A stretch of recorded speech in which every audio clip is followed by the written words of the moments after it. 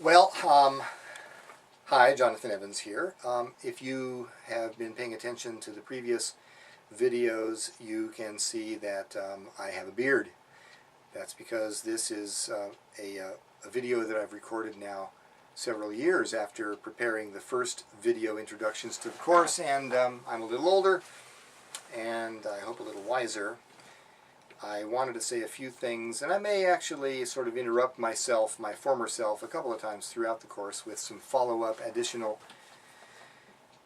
video comments to you based on several years' worth of experience with this online course. The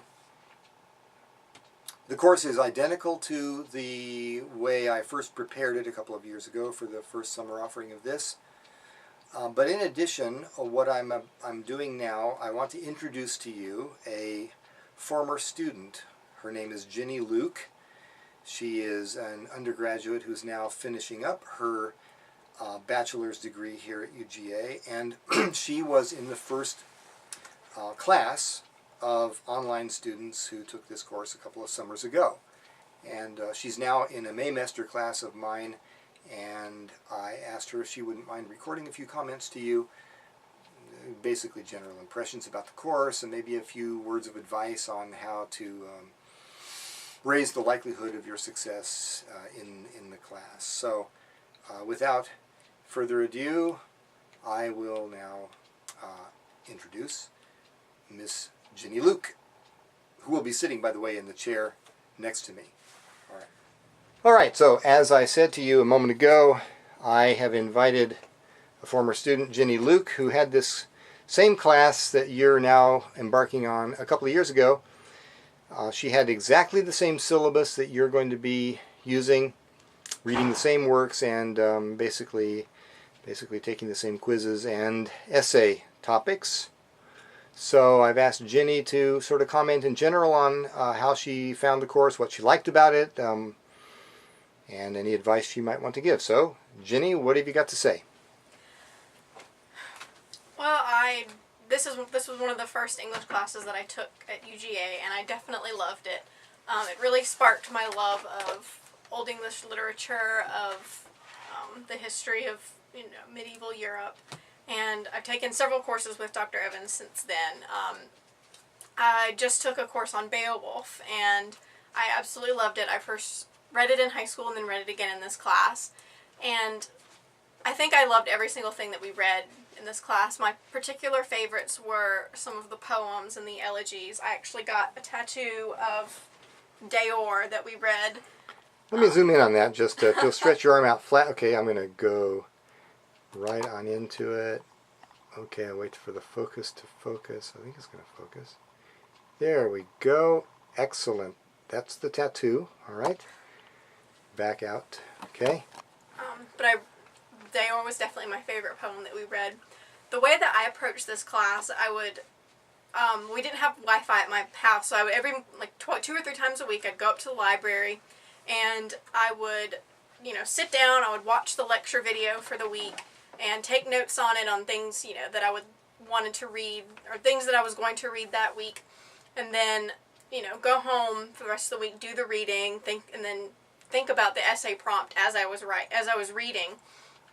And then at the end of the week, I would, write my essay, and I would go up to the library and post it, sort of thing. And it was really important at the beginning of the week to stay on top of all of the class discussion postings. Those really helped to get me out of my sort of train of thought that maybe I was stuck in. I love to read, what other people had to say, and it definitely gave me a lot of ideas of things that I definitely wouldn't have thought of on my own.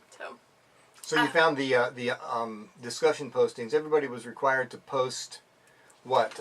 It was 2 comments a week. 2 comments and a question. And a question, yeah, yeah. And then other people could respond to that if they wanted to.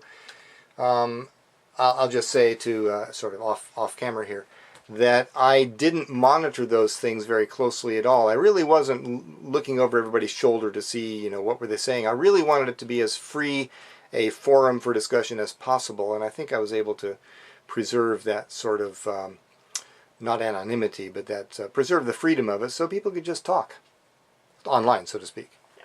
Okay.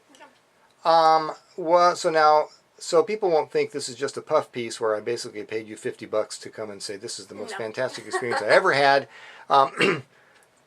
Is there anything that you might say by way of suggestion that maybe I might have improved the course, or maybe would have made it a better course for people, or some suggestions for how they can deal with some of the hard... I mean, let me ask it another way. What was the most unsatisfying or complicated or difficult part of the course for you, Ginny?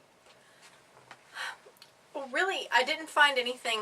I know this feels contradictory to your thing about it not being a puff piece, but I didn't really find anything challenging about the course.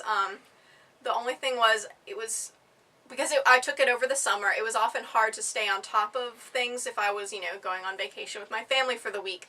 So it's best to not do things the day that they're due. Definitely do them in advance, because there's a lot of work to do if you're just doing it the day that it's all, you're supposed to turn it in, then it's a lot of work. But if you stay on top of it, it's a lot easier. And if you do things as much in advance as you can, that definitely helps. Okay, and maybe one last question. Maybe I'll think of another last question. But to me, looking at the course, the way I designed it, and trying to look at it from the standpoint of the student, what I would think would be the hardest part about it would be the detailed quizzes, the number of quizzes and the number of quiz questions. It gets pretty detailed. How did you deal with that? Gosh, I do remember the quizzes being tough. The best thing, honestly, was just to have the book open right there in front of me. And even if I just could not, for the life of me, find something there, I'd have a second, search tab open just to try to find some sort of answer. Yeah, okay. So, the understanding here is that this is an online course, and you're able to do it in the privacy of your own home or apartment or lake house or at summer camp or wherever you are doing this thing. And theoretically, you have at your disposal all the reading materials for the book or for the course as you're taking the quizzes. And theoretically, you've got the whole internet open as well, so that if you have a really hard question, you might be able to find the answer online somewhere and post it. Now, one of the issues there, one of the problems is that these are timed quizzes, and you don't have all the time in the world. So, you got to keep moving, and if you're having to look everything up online or everything up in the book, you're probably going to get behind and not be able to finish the quiz, which would have a negative impact on the grade for the quiz. Does that make any sense at all to you? Yeah. Yeah. Okay. Okay. I never really ran into that problem of having to just look every single one up.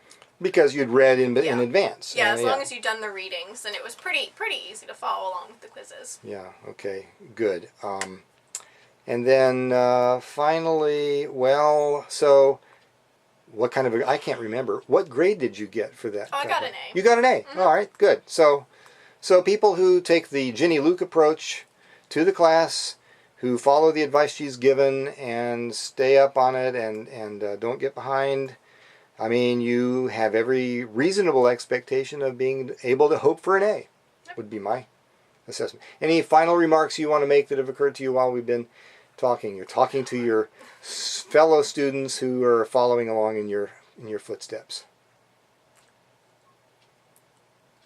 Going into this, I wasn't sure it was going to be my cup of tea, but after I'd read into everything and, really just, I fell in love with all the literature. So definitely, even if you are going in not sure, oh, this is really, really old stuff, it's going to be super boring, don't go in with that mindset, because it'll, it could change your whole opinion.